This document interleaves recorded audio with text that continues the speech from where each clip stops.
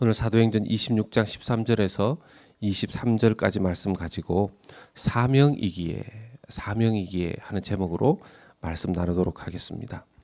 사도 바울은 지금 아그리빠 왕과 왕비 버니게 그리고 천부장, 총독, 높은 자들 앞에서 자신의 회심의 과정을 말하고 있습니다. 자신의 회심의 과정에 빠질 수 없는 것이 다메섹에서 예수님을 만난 그 부분 아니겠습니까? 13절에 왕이여 정오가 되어 다메섹에서 정오가 되어 길에서 보니 하늘로부터 해보다 더 밝은 빛이 나와 내 동행들을 둘러 비추는지라. 14절에 우리가 다 땅에 엎드러짐에 자기만 그 빛을 본 것이 아니라는 것입니다. 우리라고 표현하는 것을 보면 그때 그 빛은 모든 사람들이 보았던 것이죠. 내가 소리를 들음에 히브리 말로 이르되 사울아 사울아 내가 어찌하여 나를 박해하느냐 가시체를 뒷발질하기가 너에게 고생이니라. 예수님께서 환상 가운데 나타나셔서 사도 바울에게 히브리 말로 하셨다는 겁니다. 정확하게 말하면 그 당시에 아람어라고 할 수 있겠죠. 사도 바울이 회심하기 전에 이름이었던 사울의 이름을 부르면서 예수님께서 말씀하십니다. 너가 어찌하여 나를 박해하느냐. 이 대목에서 늘 생각하는 바, 우리가 늘 기억하고 넘어가야 되는 부분이 있습니다. 사도 바울은 예수님을 직접적으로 박해했다고 생각한 적 없을 것입니다. 단순히 그 예수라는 자를 믿는 도당들, 그때 당시에 초대교회에 예수님을 믿게 된 사람들, 그 공동체를 어찌 보면 핍박했을 뿐이었습니다. 그런데 예수님께서는 사울에게 뭐라고 말씀하시냐 하면 어찌하여 나의 사람들을 핍박하느냐라고 하지 않으셨고 어찌하여 나를 박해하느냐. 어찌하여 나를 박해하느냐. 그 말씀인즉 예수님께서 예수님의 그 믿음의 공동체, 예수님을 따르는 제자들의 공동체, 즉 교회죠. 예수님의 그 몸인 교회를 핍박하고 공격하는 사도 바울을 향해서 예수님의 공동체에 대한 정체성을 말씀해 주신 것입니다. 예수님의 몸인 교회, 예수님의 제자들의 공동체가 예수님에게 있어서는 자기 자신과 같다라는 것입니다. 그런 의미에서 오늘날 우리가 예수님을 믿는데, 하나님을 믿는데 나는 하나님을 어떻게 사랑해야 되는지, 하나님을 어떻게 섬겨야 되는지 잘 모르겠습니다. 그렇다면요, 가장 구체적으로 적용할 수 있는 첫 번째는 교회를 사랑하는 것입니다.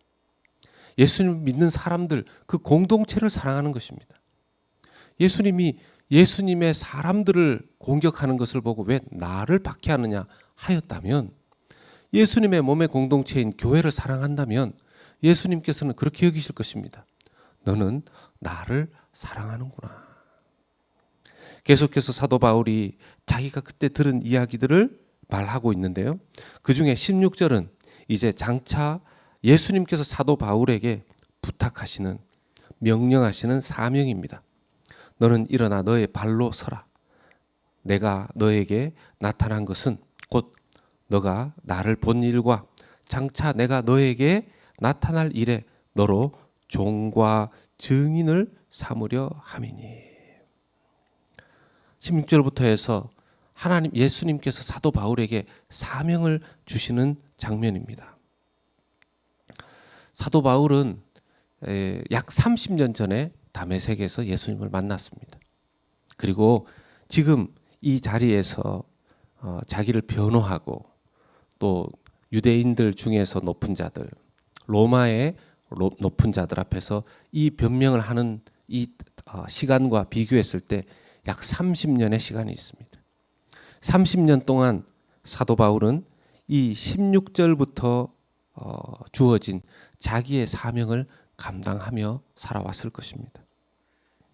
사명은요, 자기가 좋아서 하는 게 아닙니다. 좋아서 하면 제일 좋죠. 사명은 우리가 선택하는 것이 아닙니다. 사명은 하나님께서 선택하시고 부르셔서 맡기신 명령입니다. 15절에 나오는 바, 14절에 나오는 바, 나를 박해하느냐 가시체를 뒷발질하기가 너에게 고생이니라. 이 가시체라는 것이 가시체를 뒷발질하기가 너에게 고생이니라. 이 가시체라는 것은 헬라어로 켄트론이라는 단어인데요. 짐승을 몰기 위해서 사용하는 끝이 뾰족한 막대기 같은 것을 의미합니다. 이렇게 양들을 또는 가축들, 소, 뭐 이런 거, 염소들 이렇게 몰고 가기 위해서 끝이 뾰족하게 생긴 막대기입니다. 이 말은 어떤 소나 양이나 짐승이나 몰고 가는 농부의 막대기를 걷어차는 것이 소용이 없다, 무의미하다, 주인이 원하는 대로 길을 가게 되어 있다, 그것을 거역하지 말라 하는 뜻이 되는 것입니다. 이것은 16절의 사명과 연결됩니다. 사도 바울이 원하든 원하지 않든 사도 바울에게 주어진 사명의 길을 그는 가게 되어 있고, 결국 사도 바울의 가장 큰 사명 중에 하나, 그는 하나님께서 작정하시되 로마 제국의 그 심장 중심부에 이르러서 거기에서 가장 소중한 순교의 제물로 하나님 앞에 드려지는 것이 사도 바울의 마지막 사명이었었습니다. 결코 사도 바울을 누가 그렇게 고소하고 중간에 죽이려고 하여도 사도 바울에게 하나님 주신 이 사명을 다 이룰 때까지는 주인 되신 예수님께서 그를 인도해 가시고 이끌어 가시는 이 기간 동안은 결코 멈추어질 수도 멈추어지지도 어떤 대적에 의해서 완전히 쓰러지지도 않을 것임을 우리가 소극적으로나 적극적으로나 이 말씀을 통해서 알 수가 있는 것입니다. 그러면서 이후에 이제 사도 바울이 말하는 것, 19절에 아그리빠 왕이여 그러므로 하늘에서 보이신 것을 내가 거스르지 아니하고, 사도 바울은 자기에게 맡겨진 사명 그걸 거스르지 않았습니다. 거역하지 않았습니다.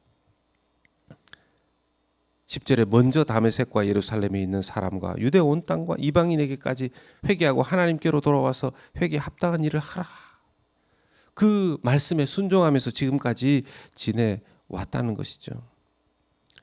그러면서 십자가의 주님, 부활하신 그 주님을 구약에서 예언된 메시아로 믿고 증거하며 이 자리까지 왔다는 것입니다. 저와 여러분들에게는 어떤 사명이 있을까요?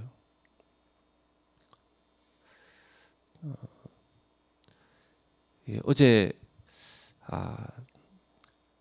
기도하면서 이렇게 있는데, 교회에 이렇게 혼자 있는데 마음이 답답한 것이, 기도해도 집중도 잘 안 되고, 그 설교를 준비하려고 해도 설교 준비도 잘 안 되고, 뭐 흔히 하는 말로 갑자기 이렇게 슬럼프가 온 것처럼 이제 그런 느낌이 들었습니다.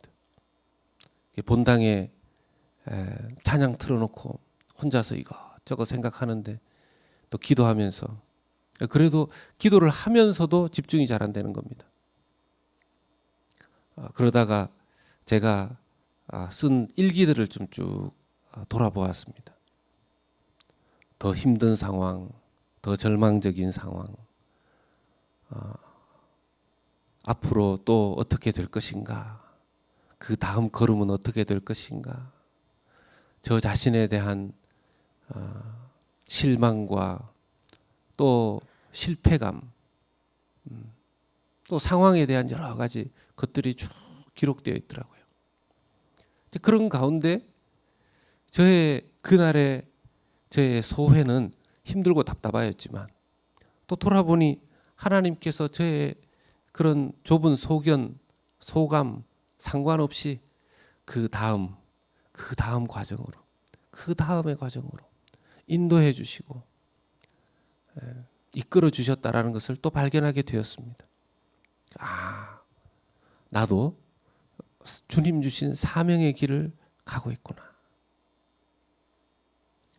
사랑하는 성도 여러분, 사도 바울에게만 사명 주신 것이 아니라 모든 부르시고 선택하신 자들에게 믿음 안에서 사명을 주신 줄로 믿습니다. 우리는 그 사명을 따라서 살아가야 될 사람들이고, 우리가 그 사명을 거스르지 아니하고 그 사명을 거역하지 아니하고 나아가야 할 줄로 믿습니다. 힘들어도 우리는 이 길을 갑니다. 왜? 사명이니까. 나는 이 자리에 왜 서 있을까요? 사명이니까. 사명은 내가 하고 싶고 말고의 문제가 아니라 주님께서 맡기신 일임으로 하는 것입니다. 나 왜 이렇게 살아가고 있을까? 사명이기 때문에 그렇습니다. 우리의 사명, 사도 바울의 사명과 그렇게 다를까요? 그렇지 않을 것입니다.